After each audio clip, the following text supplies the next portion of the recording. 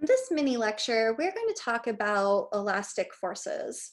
And we'll see kind of this elastic idea come again when we talk about spring energy. When we apply a force to a material, it either stretches or compresses depending on the direction of force. There was a scientist whose last name was Hooke, and Hooke determined that the change in the length of an object and the force were directly proportional to each other. So that force is equal to some constant k times the change in the length of the object. So the force that you apply to change the length is equal to the change in the length of that object times this some constant k. This happens with all materials to some degree. The units for, if we're talking about like stretching out a spring, the units for Hooke's spring constant K here are Newton over meter, or newtons per meter. Okay, so here we have, for example, 3 different materials that we're going to stretch. And here we have a thin nylon string, a thick nylon string, and then steel. And we are going to put some mass on it.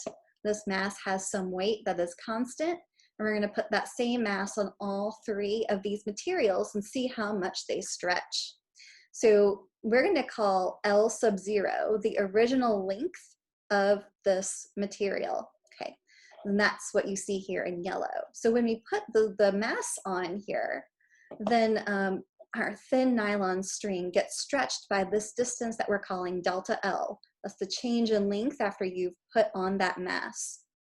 And then over here, when we look at our thick nylon string, we see that when you put on that same mass, we do not stretch the material as much. And then whenever we do it to a steel piece of wire, we stretch it even less. In this problem, we're going to calculate the spring constant, and you are going to do a similar thing in lab eventually.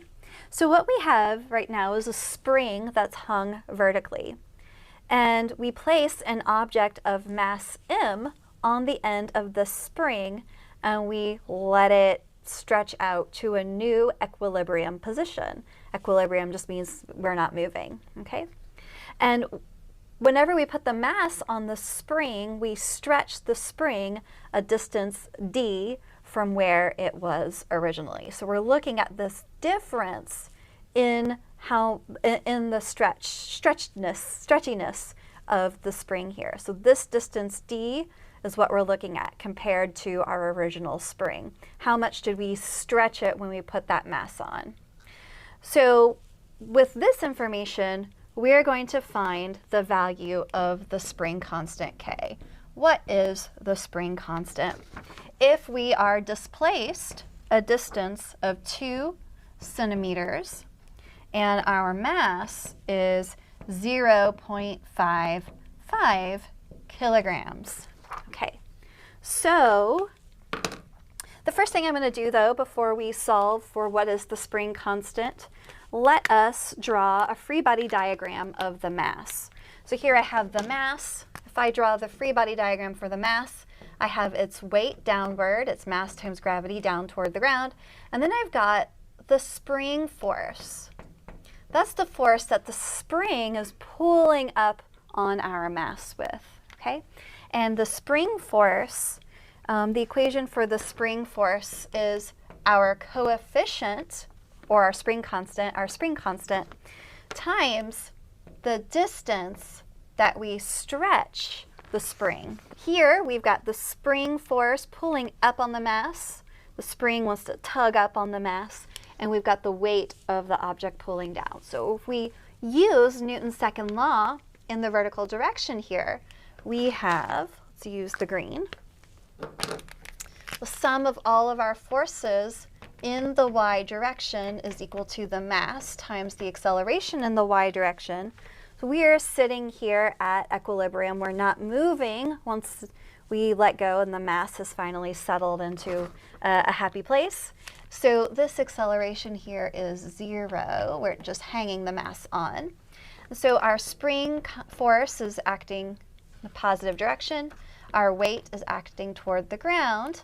So we've got the spring force is equal to the mass times gravity of the object. Spring force is our spring constant times the distance the spring was stretched equals mg. Solve this for k, so we divide by delta L on both sides. So very simply, the spring constant is just equal to the weight that you applied on the spring, or the force you apply on the spring, divided by the distance that it gets stretched. Okay, so in this problem, we're applying a mass of 0.55 kilograms, so its weight is going to be 0.55 kilograms times 9.8 meter per second squared.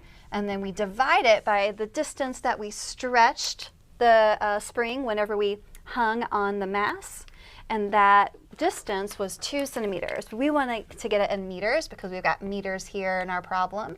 So that's going to be 0.02 meters. And then we find that the spring constant is equal to 270 Newton over meter. Newton over meter. So the unit on spring constant is always a Newton over a meter. So how did we get that? Well, remember, a Newton is a kilogram meter over second squared. We've got a kilogram times a meter over second squared. That becomes a Newton, and then we're dividing by the mass on the bottom.